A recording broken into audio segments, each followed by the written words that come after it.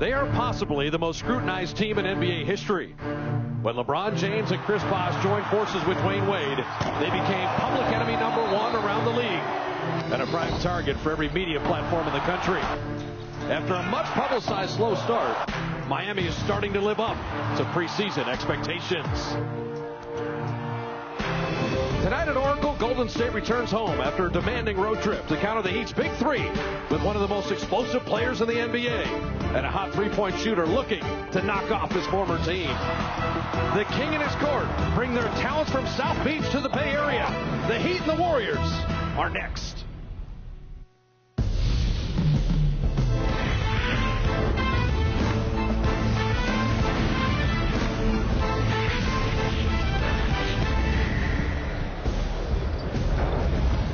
Friday night at Oracle and the NBA's version of must-see TV.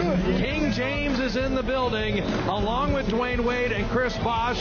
Cleveland may not like him, but everyone else wants to see the Heat tonight. The Miami Thrice, whatever you want to call them, they're here tonight as they get ready to take on a Golden State Warriors squad anxious to be home and led by Monte Ellis, ready to roll.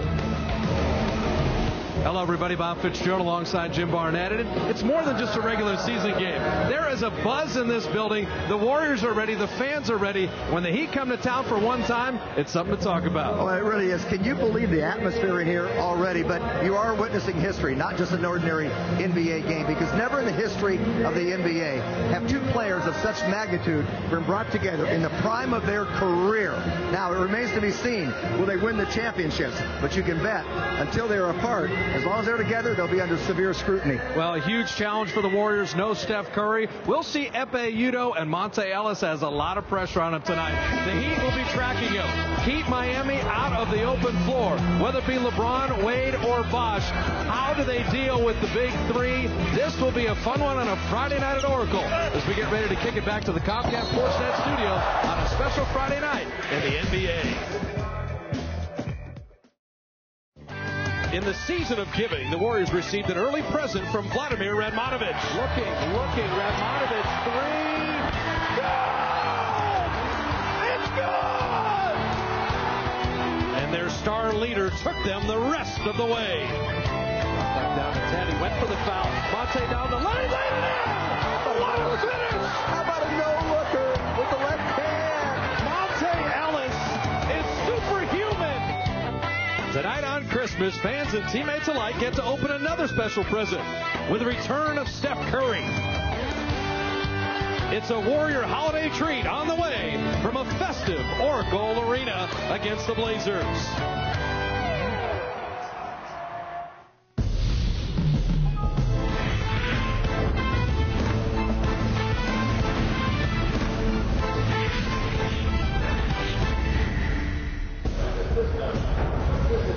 Well, while the weather outside is frightful, inside Oracle, it will be so delightful on Christmas night. And with the stockings hung by the chimney with care, they're hoping that Steph Curry soon would be there, and he will be this evening playing point guard for the Golden State Warriors. It is one of the happiest nights of the year, Christmas evening, as the Blazers take on the Golden State Warriors.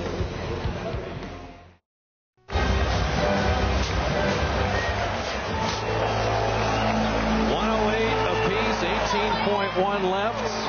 Warriors were in a buzzer-beating situation in Sacramento, but they were down 3, and Radmanovic tied it up to force overtime.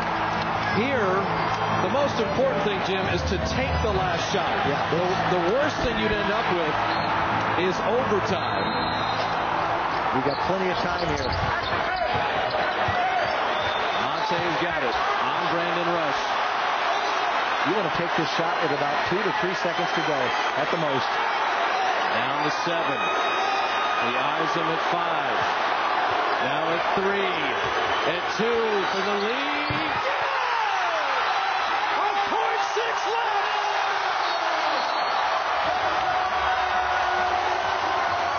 Is there anything he can't do? I'll tell you something. You couldn't do it any better.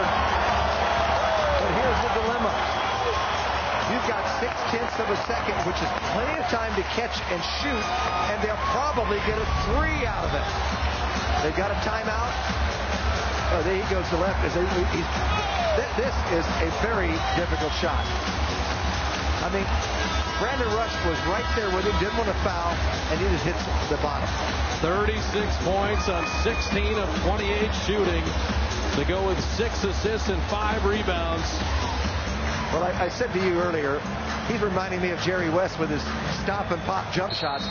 Well, I used to call Jerry West Mr. Clutch. I'd say that is fitting for this young man this year. So now, as you mentioned, Jim, 6/10 you can secure and attempt a shot in time. Yeah, and it's going to be a 3 probably. See, and the dangerous player here is the man who takes the ball in bounds, Mike Dunleavy. Well, they can't get it back to him at 6/10 of a second. Oh yeah, they could. Yeah, they can. Throw it in and get it back. Just like that. Watch Brandon Rush and watch Granger, the 2 best 3-point shooters on the Pacers. That's probably the way they'll go. Now, Warriors waited to see how they set up and will use a timeout here. It'd be a hot potato to get 6/10 of a second. I'll tell you what, throw it in, get it back in 6/10 to get a shot off. Kind of a little volleyball hit back. Well, if he tap it back to him, you're right. Yeah, you're right. Talking about. And that's why you wouldn't think that he could get it back. But don't you think Jim O'Brien wants Granger to take this shot? Yes, I would consider that, or Brandon Rush. I would think Mike Dunleavy, but he's inbounding the ball, and they're probably factoring in it's just a little too close. They have 1.2, then he'd be more dangerous. There you go. But Mike also at 6'9", their best passer. He's the best passer. Right. Yeah, and their tallest best passer. Yes. So he can see over people. Yeah, he's going to thread it. Hansbrough probably set the screen. Is he going to come to the short side in the corner? I'll tell you what he could do. He might come up here and get the screen and go back. I'm going to get off that. Dunleavy looking, and now Indiana will use the timeout. So the Warriors played that well. Nobody was open, and the 2 shooters went away from the ball. Rush and Granger. So now Indiana going to redesign.